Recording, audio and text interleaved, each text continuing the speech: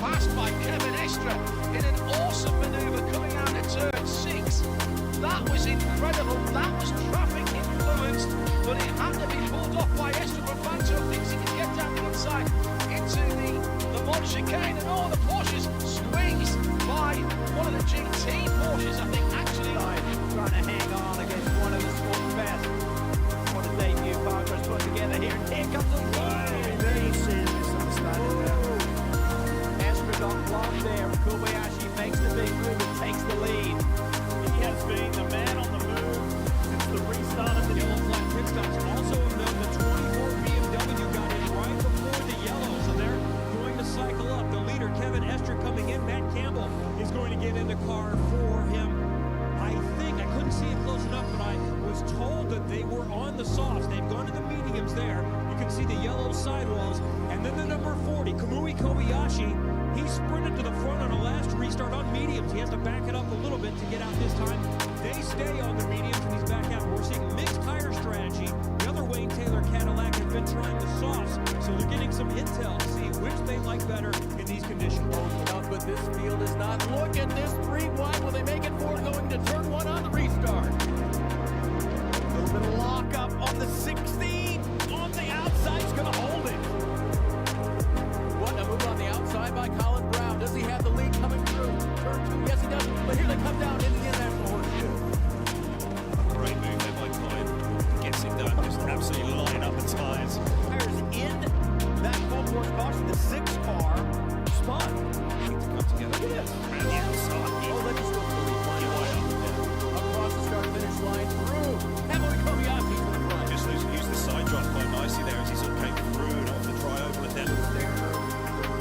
Wheel is obviously not. I'm thinking the nut has come off, and that is true. It's not broken, is what I'm getting at. Oh, man. There it goes. That's scary. Oh, big man. That's the 40. That is Louis Deltraz. Oh, no. Attack it again. Blow it up, guys. And it's such a blind corner. You come around there to really to see over it from a race car. 9. That Lamborghini for Petrol. That's the AO. That's the 100 behind the wheel of that Porsche. the 73 Ram LFP2 car. Yeah, it's coming through. Looking at 40.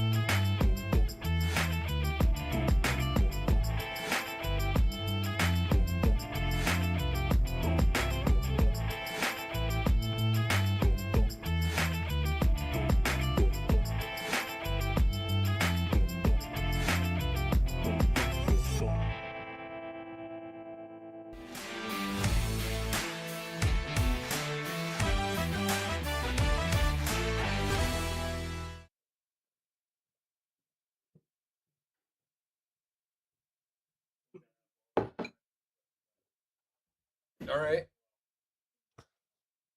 I'll take a look and see if we're live.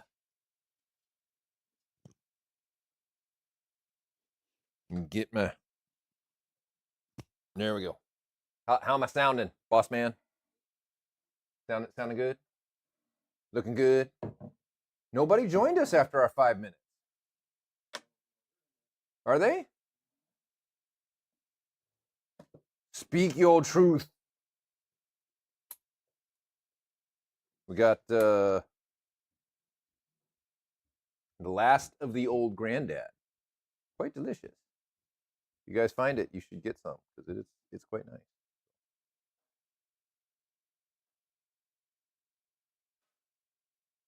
I don't know. Yeah, I'll leave that. I'm sure I'll sip on it as we go. All right. Welcome, everybody. Whiskey Friday, yet again. Wow, my ice is deciding to move all on its own. Trying to will it. It ain't happening. We've got a cluttered table. Let me fix some of this. This is bugging. Fix that. Put some of this. See if it's off screen, then it's clean. Good evening, Dane Volk. How are you, sir? Welcome in. We've got a number of fun topics to go through this fine Friday afternoon. Still somewhat afternoon. May snow here tomorrow, so that's interesting. Or not tomorrow, Sunday. May possibly snow. The rest of y'all have been getting snow and a whole lot of it, which is no good. Or maybe it is good. I don't know, depending on your outlook. We have some things to discuss. One, I'm forgetting. The second one, a new lab rat was born. This is something that's been going on at our new preferred installer shop, Corsa Crew. It's a beautiful car. Full aero on it. What's going on, Oris? Welcome. We've got a picture that we can share. Oh, so nice. Another GT4 RS lab rat to go out and terrorize. And it looks good in silver. I'm not generally a fan of silver, but that looks sharp. That looks sharp. And thank you, Justin and Kirk Meyer, for putting this little placard together, little piece together. So looking good. And thank you to the Corsa Crew guy. There were some bumps on the install. They handled it like pros. We helped them out. We got some things dialed and fixed, and the car is very nice now. So what happens when things happen over the holidays sometimes. You're a little bumpy. But we trooper through it and get it all good to go. Any of you guys watched the 24-hour last week? We're going to talk about that. That's coming up. Yes, actually, we will be talking about that.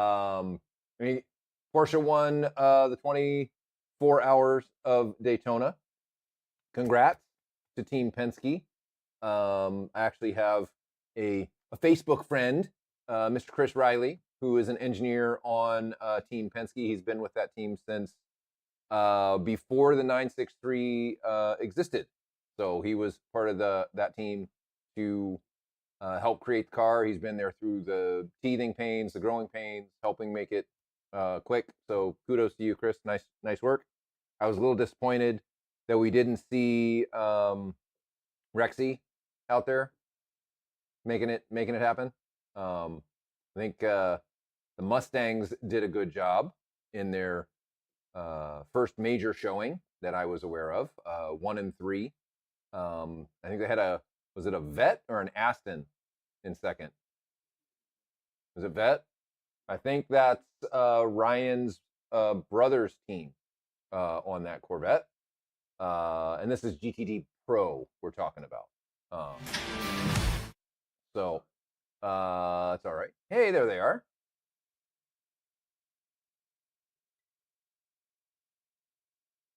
Mm-hmm.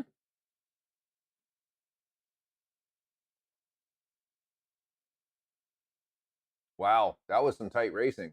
Coming all the way into the end. Does that say 1.909 seconds? Damn. On the same lap, I obviously did not watch, so you have to forgive me. And then GT3R came in 4th, down a lap. And then the other one was down 4 laps. So they finished, which is something to be proud of, given that. They came in 2nd in GTD class to a Corvette, followed up by an Aston and the other GT3R. So all in all, there's a lot of GT3Rs in the top 5, but none of them got all the way to the podium. So good luck next time, Porsche.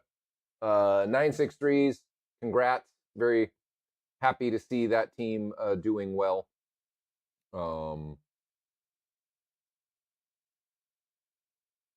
Talk a bit. We had what were the other two we were going to go over? So Rolex, fingers, your dusty hands. Ah yes, the death of the manual. He's going to live to see another day if Air Preuninger has something to say about it. So what did the article say? I didn't read it.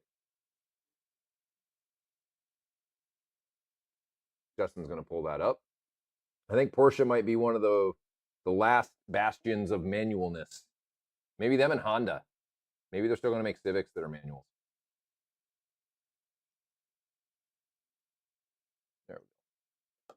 There it is.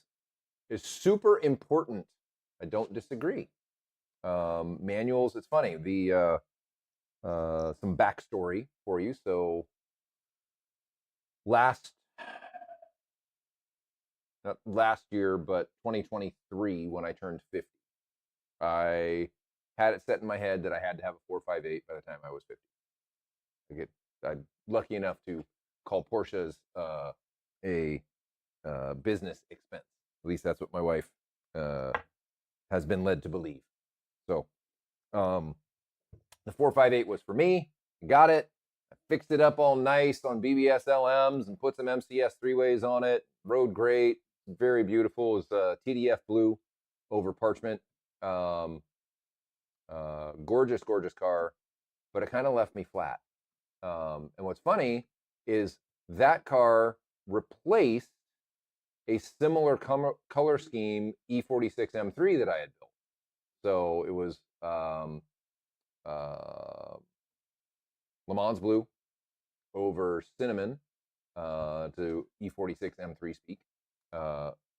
Another super gorgeous car, manual, 6-speed, 2003 ZCP, blah, blah, blah, E46 M3 talk. Did the carbon intake, did the super sprint headers. We didn't build headers for it. Got it tuned. It was nice. It was very, very nice. And because it was a manual, that car was much more fun.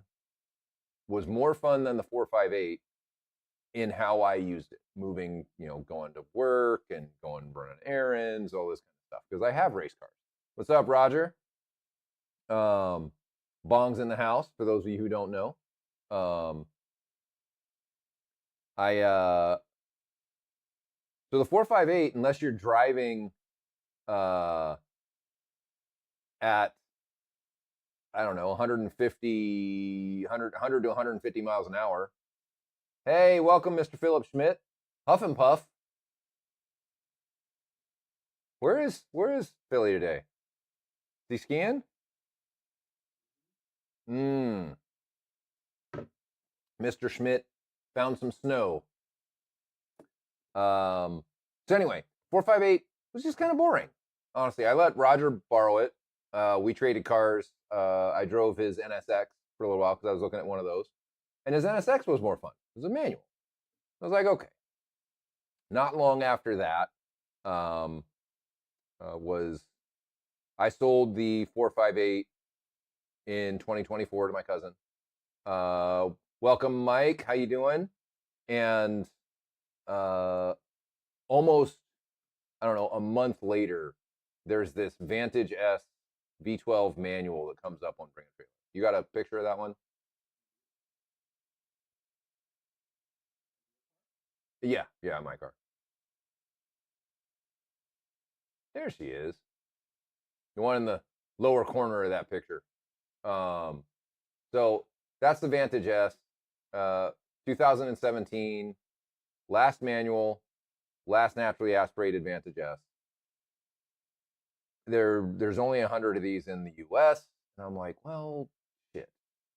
And the reason that it was able to separate me from my money, and why this story is appropriate for this conversation about manual transmission, is because it has a manual. And it really, I was trying to find that sweet spot in Ferrari-dom. I think a 458 manual gated would be phenomenal. I think that car would be perfect. Dare I say perfect. I was thinking a 430 Scuderia and do a manual swap and all this stuff, but I'd always wanted to scratch the itch of an Aston. And the Aston's kind of more my speed. It's like going to denigrate Astons a little bit. It's like a really big, fast, refined E46 engine. And don't get me wrong, it's got double wishbone suspension. It feels great. It's got immense amounts of torque. It's a V12. It's got a manual. It's a little bit of a quirky manual because it's a dog leg and it's a 7-speed. So it's a little crowded to shift, but you get the hang of it. And it's quite nice. Quite nice. I enjoy driving the car. She hasn't been driven much lately, so much that she ate a battery in English style and wouldn't start. So the boys got a battery, put it in there. All was fine in the world. So long story short, or short story long, I think Porsche's on the money to keep manuals in their lineup because at the end of the day, we drive those kinds of cars for the enjoyment of driving. They're not transportation appliances. It's not Elon Musk's fleet of robo-taxis that are going to take over cities, starting with Austin, coming to you this year. And as a Tesla shareholder, because I like highly volatile stocks that I can make option trades on, try and make some money, kudos to Tesla for doing something that the stock market thinks is fantastic. Welcome, Larry. Welcome. So yes, manual transmissions, they should stay in the car and be definitely something that we keep as an available purchase. What I'll say is the reason why they're going to go away, is emissions. The OEMs cannot control the emissions to the targets that have been set upon them with this thing called a human being just revving the engine as they might want to and shifting when they might want to and all of these kinds of things, because now there's no control. That's part of the reason why manuals are going to go extinct at some point as far as new cars go. So anywho, I'd like to give Roger some congratulations.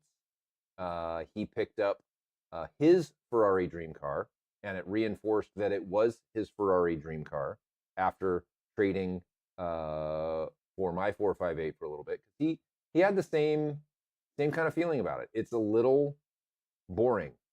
And we're very blessed to be able to say that a 458 is a boring car.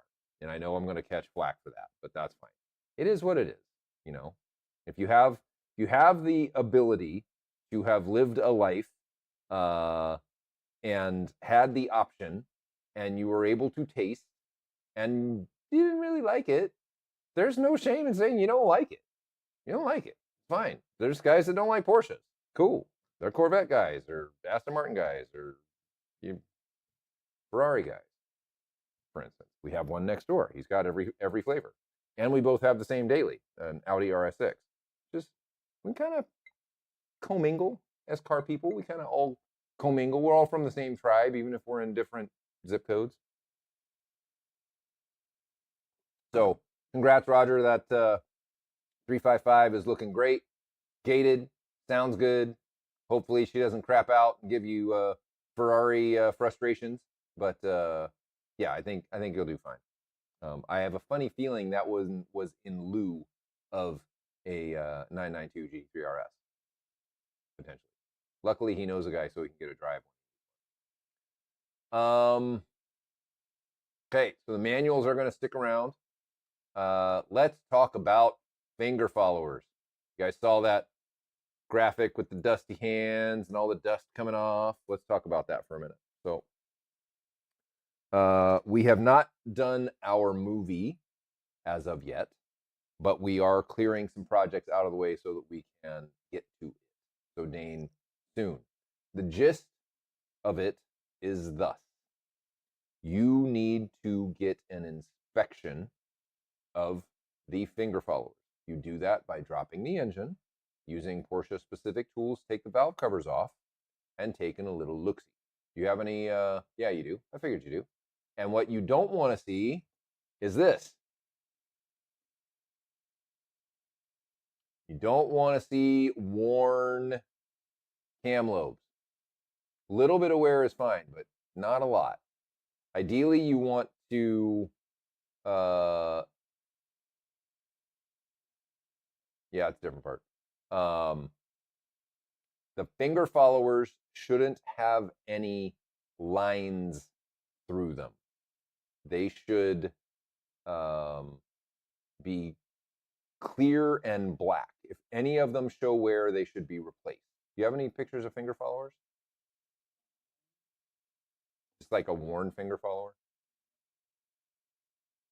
These, you see the bolts there? Those are some of the tools you need to be able to keep the camshafts in place when you take the valve covers off. If you take the valve covers off, camshafts are going to pop right out. So don't do that. Make sure you have the right tools. Don't get crazy about it. You can actually see one of them isn't all the way in the, whoever took that picture, that's a little bit dangerous because the other tool is not in the receiver for it. It's kind of hanging out. So.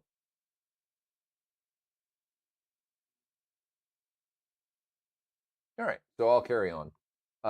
Alternatively, one of the other things that we're going to test that we've been working on in the background is the ability to put a 991.2 GT3 engine into a 991.1 car. This not only gets you a substantial horsepower increase, it allows you to forego looking at your finger followers at all. So aftermarket prices for 991.2 GT3 engines from wrecked cars range from 28 to 35 for just the engine. Those actually look shiny. Oh yeah, that one on its side, not so shiny. Definitely has lost some DLC.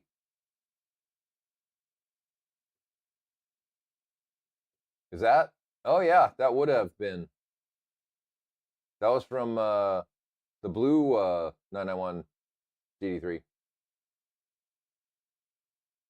I does believe where we pulled them out and looked at them. That's a cat core sitting next to it. Good evening, Ted. Thank you for joining us. Ted's in the house to moderate and answer questions if we need any moderation or question answering. So, Dane, to reiterate, it's take the engine down, inspect, replace worn finger followers. There you go. That's a good one. So that is a worn finger follower, and that would be something you would want to replace. Now, hopefully, you can see the one behind it is also worn. Are you pulling these off the internet, or are these just pictures you found?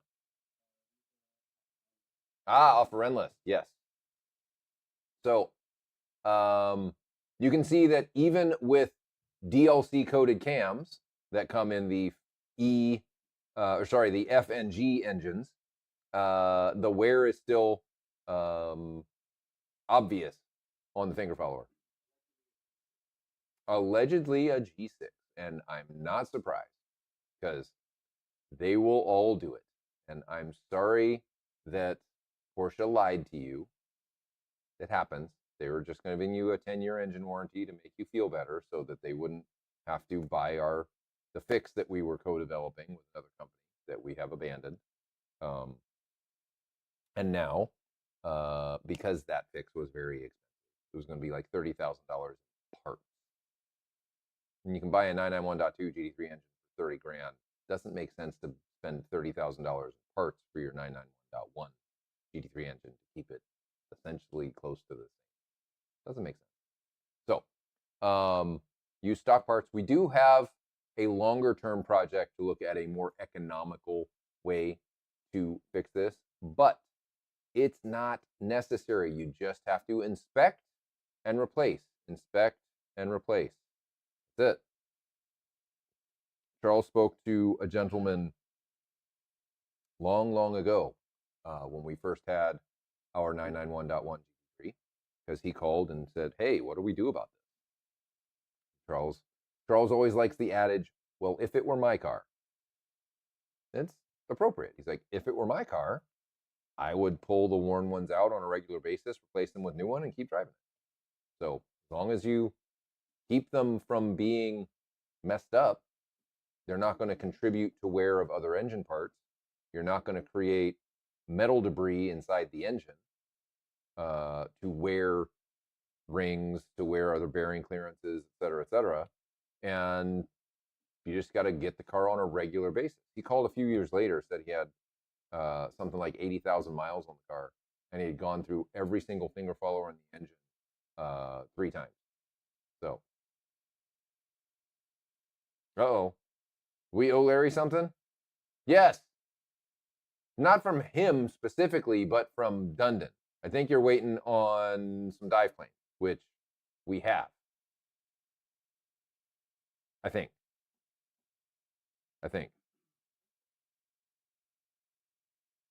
Yes.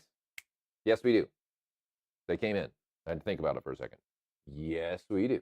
So that is the gist on what's going on in finger follower land.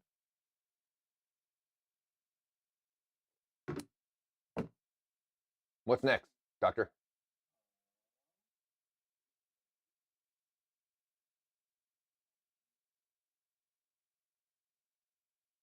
All the finger followers have DLC. E, F, and G. So E, DLC on finger followers. F, DLC on finger followers. G, DLC on finger followers. E, yes, the replacement parts will have DLC. You're a little bit misinformed, Dane.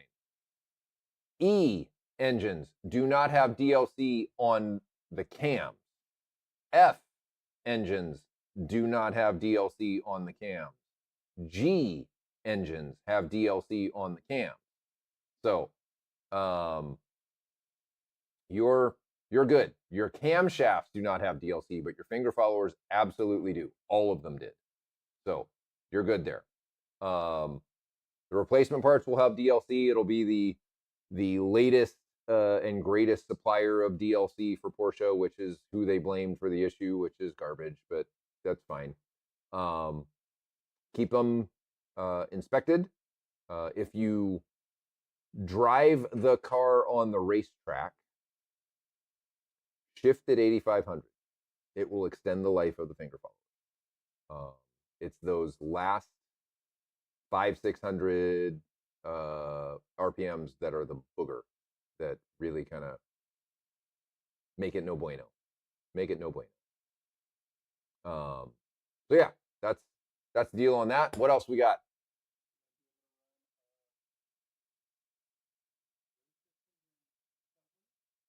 Oh yes. So it seems that that would be something, right? I don't think that's going to be the case. So it seems. Can you post up the blow that up a little bit so everybody can see? So the Trump administration has asked the Supreme Court to weigh in on California having stricter emissions laws than the federal government. This is curious. I don't think it's really anything that would last longer than a Republican being power, and I'm certainly not trying to get political on any of you guys here. But it does raise an interesting possibility that if the Federal Clean Air Act was the law of the land without alteration, then the Clean Air Act is relatively clear about what's okay and what's not. Unfortunately, the Republic of California muddies the water a bit.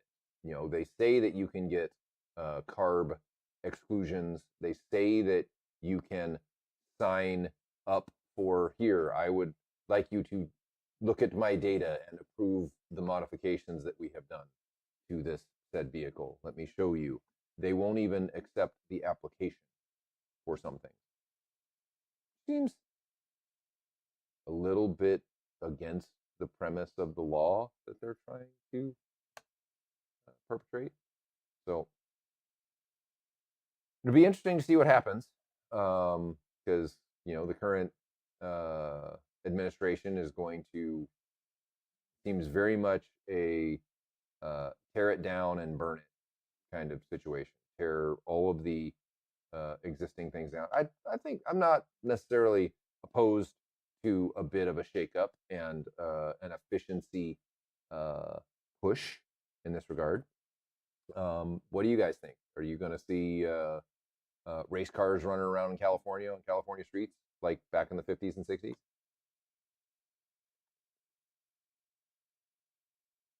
But maybe, who knows? Who knows? Who knows what's going to happen?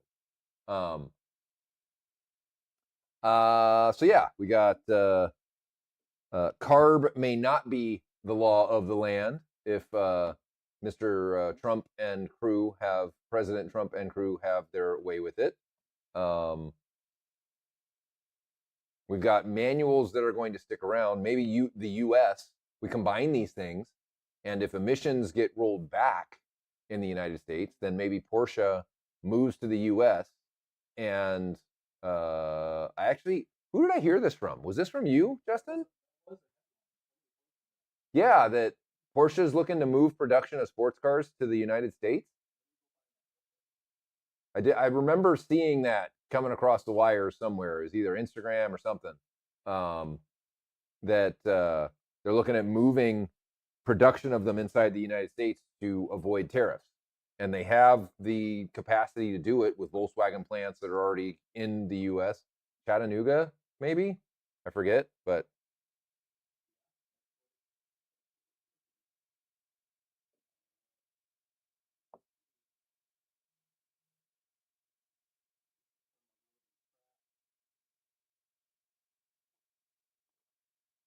VW plant.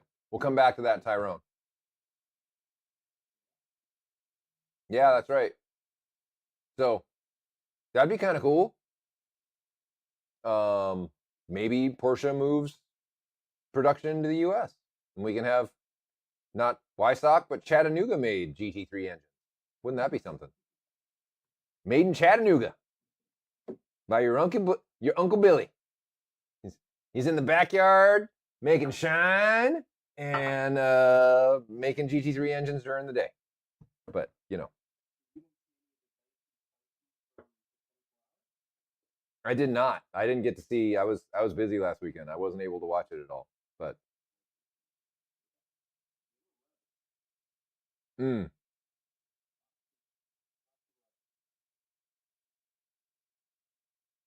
So Tyrone, let's talk about that.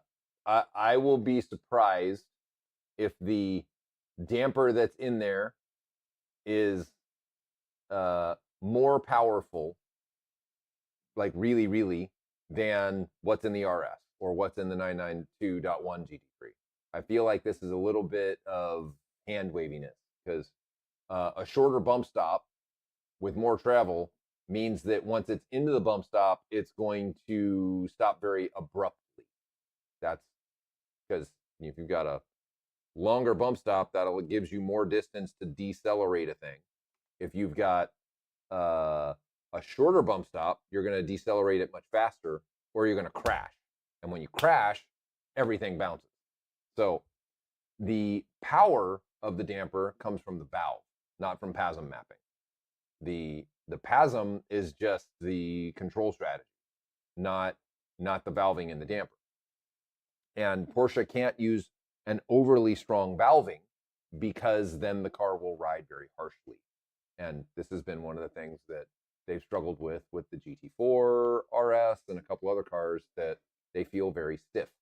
So, and the very last part of this is they still won't have any blow off, because the only way you get blow off is with a canister.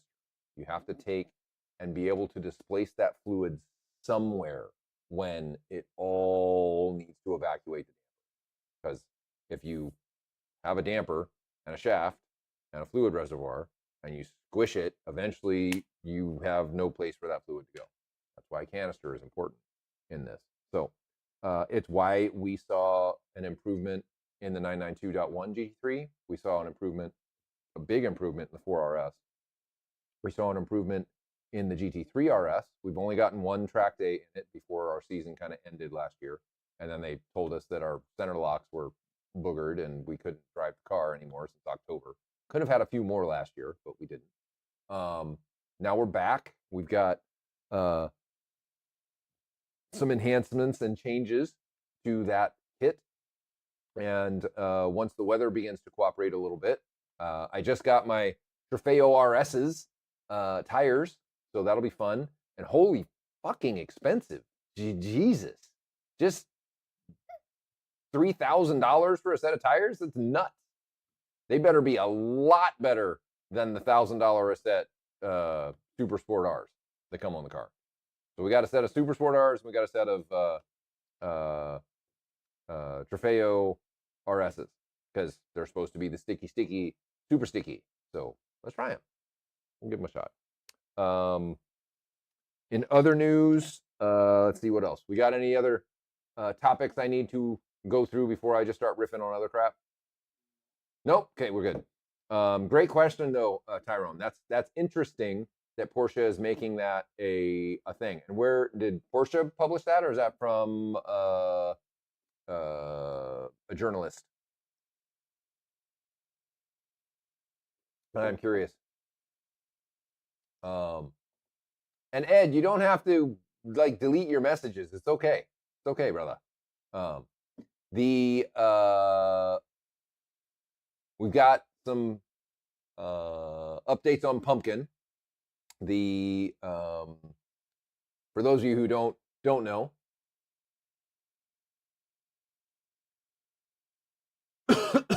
is there a night difference between a Cup 2 and a Trofeo? Okay, thank you. This is shortcut internet shortcutisms that I don't. Yes, Cup 2 is going to be a Trofeo R is pretty soft. A Trofeo RS is going to be really, really soft. Trofeo R's were normally good for a day. Savage Geese one. Okay. The one that Manti paid to talk about their GT4 RS. Yeah, I know, but the Savage Geese guys, that's what I'm talking about. Savage Geese and the Manti 4RS. So, yes, there is a night and day difference between Cup 2s and a Trofeo, both in longevity and in stickiness. I honestly think the Goodyear finds a great middle spot for that. They've done a good job of making it both sticky and and last a while. So I like it.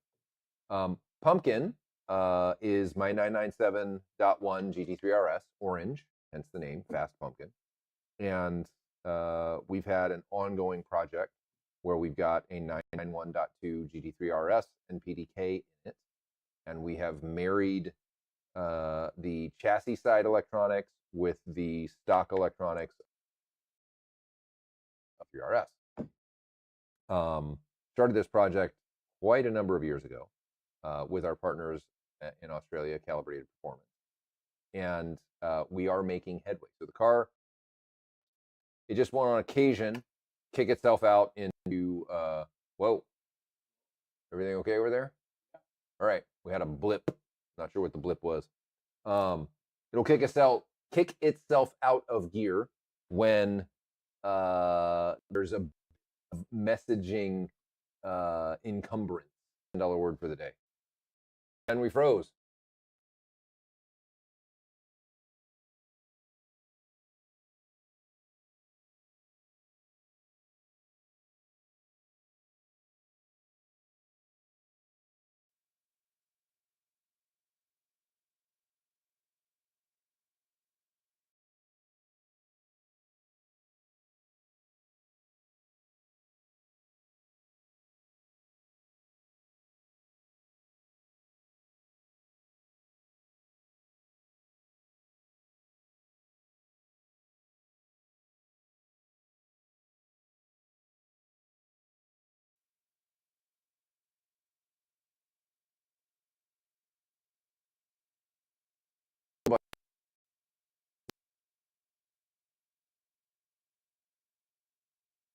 Are we back?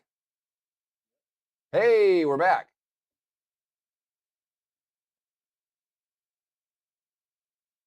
So we're must be the storm or something. We're back to 1.2 12,000 kilobits. So that's good.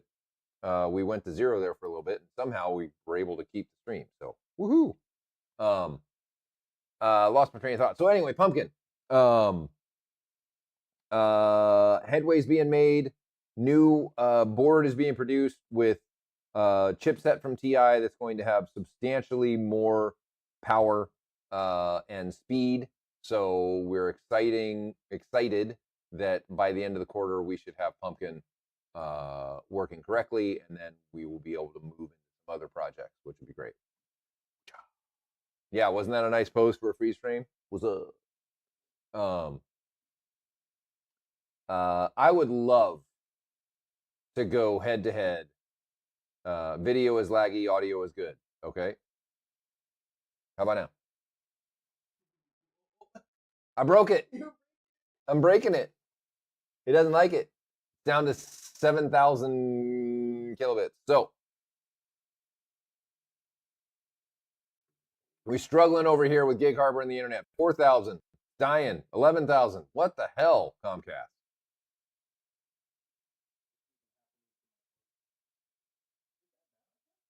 I don't think so.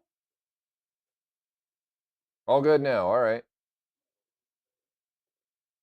We're going to check and see how bad the weather is outside. I don't even think it's raining.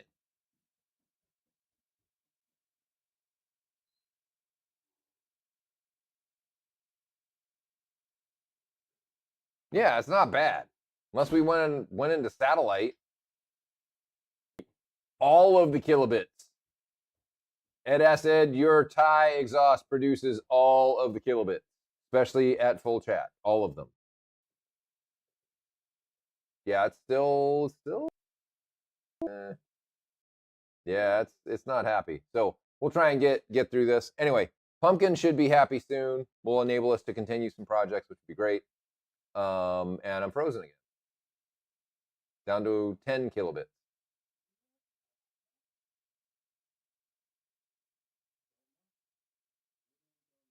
On Monday, you're going to find us a Starlink backup. Because this is fucking dumb. The only time this happens is on Friday.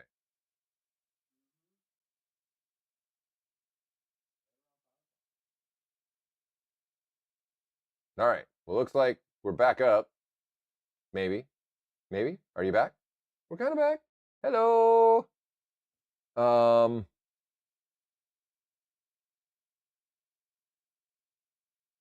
The other news that I was going to say is our good friend Ryan, who is a speaking, and I'm kind of back. Maybe. This is some high quality H2O video for y'all. I think our internet is enjoying Whiskey Friday. Maybe a little bit too much whiskey on this Friday for our internet, but we'll see. Holy moly. So Ryan is going to be focusing on his business, his core business, which is producing aerodynamic devices for people and design work for us, which means that our timelines for our 3RS aerodynamic parts for the 992 may be shorter. Is good. Very, very good. Anywho, I got nothing else. I'll take some more questions if our internet will support the question taking. The Ferrari-ish project? No. Doggy, What's the Ferrari-ish project?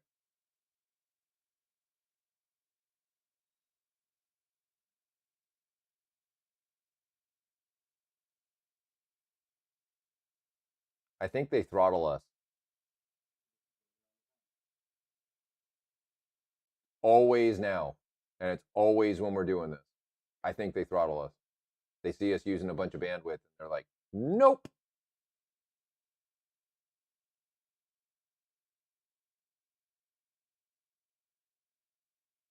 Yeah, pretty crazy. Anyway, Ed, if you can define that a little bit better, I can try and answer, but I am not sure of what we are speaking. For those of you local, there's a new sheriff in town for the HOD Pacific Northwest. Our good friend Mr. Paul Blake is the CDI, Chief Driving Instructor, for Hooked on Driving Pacific Northwest. So those of you who might have had a good experience, you're going to continue to have a good experience, potentially a great experience. For those of you who did not have a good experience, give them another shot, because using too many GBs, too many gigabytes. Yes, we are. Paul runs a tight ship.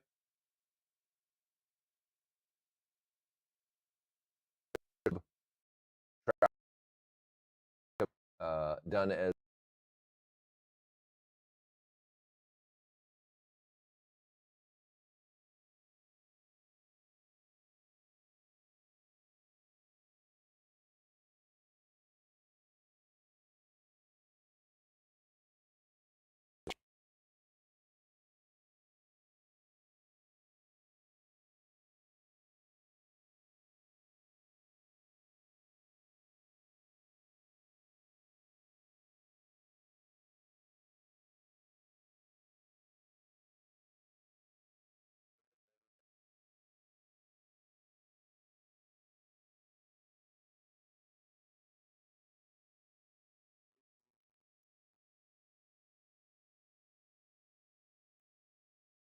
we exceed what?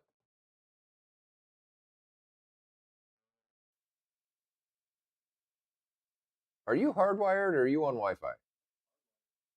Why does it have a bar like it looks like?